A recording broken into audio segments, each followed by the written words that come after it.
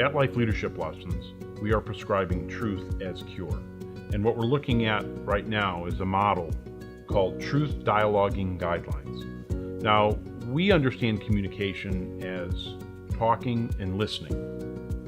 What I most often witness, and I think we probably can all relate to this, is it's generally talking and talking. There's not a lot of listening going on. We can all learn to be better listeners.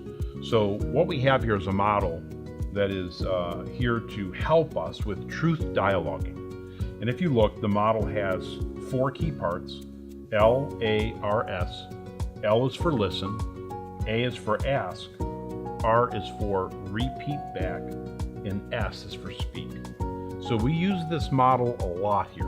Again, whether we're working with a couple, we use this a lot with couples, or even a business, any situation, we use this model often. So L is for listen. And the idea would be is that if you're talking to me, I'm going to exercise these 4 steps. And then you're going to exercise the 4 back to me. So I say communication should be like tennis. You know, there's a volleying back and forth, nice and clean. What I often witness is someone is speaking and they're not done yet, and then someone else interrupts and starts speaking over them, and then the other person starts speaking over them. And the idea here is that we would each be given the chance to complete our thought and complete our sentences. The first step is listen. So as you're speaking to me, I'm listening to every word you're speaking. And not only the spoken word, but the unspoken word. So I'm watching your emotion, I'm watching your facial expressions, I'm trying to fully take in what you are saying. And then the second step is to ask questions. So you might have shared something with me, and in there you said they, and you said their, and you said it, and I don't know what any of that is. Now, there might be a lot of other things you shared that was clear, but you've used some words in there that maybe you made the assumption I knew who they were, and I don't. So that's now vague to me. That's a vague generality. So what I want to do is, while you're speaking to me, I have a pen and paper nearby. And as you're speaking to me, as I hear these things that are vague, I might even be taking some notes. Paper and pen often stops people from interrupting. You know, people interrupt because they now have a question, and they want to make sure they don't forget to ask that question, so they interrupt you and ask it. Well, if we can just take a quick note on it, that'll stop us from interrupting, let you finish. Now you're all done, and I want to come back and I want to say, you know, you said a couple things I didn't understand. Who's they? And then you said you guys went there. Where is that? What is there? And then you said it. What is it? So I look for the vague generalities that you used. I don't know what those are, and I clarify those. So as again, looking back to the model, ask questions to understand, seek their truth, the meaning to every word, and clean out the vague generalities. Now what I do is I repeat back to you what I believe I heard.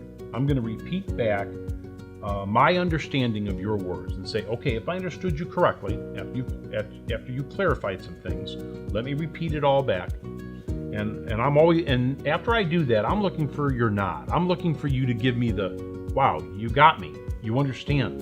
And at that point, what people realize is you've met me where I'm at. You got what I said, you understand. And that's what I'm looking for. I'm looking for that nod going, Larry, you got it, okay? You fully understand me. Now it's my turn to speak what my point is, my truth, whatever it might be. And as I start to do that, now you're on the other side. And what are you doing?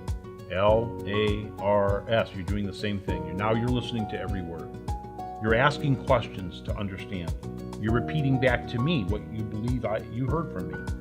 And only after you get my confirmation, yes, you understood me. Now it's your turn to speak back. And it's a beautiful back and forth, not disrespecting each other, not cutting each other off, not interrupting each other, truthful dialogue, being able to intimately understand each other. What I always say is that, you know, any place that we have more than one person under the same roof, we're going to have problems. It's just the way it is. There's going to always be family problems, business problems, whatever it might be. So it's not about not having problems. It's about becoming a problem-solving machine. The key to becoming a problem-solving machine is to know how to truthfully dialogue. Because now, again, going back to our decisions are only as good as the information we use to make them. What makes the best information? The truth. And if we can truthfully dialogue, now we're both making decisions on good information. And it's incredible how you can solve problems when you know how to do this.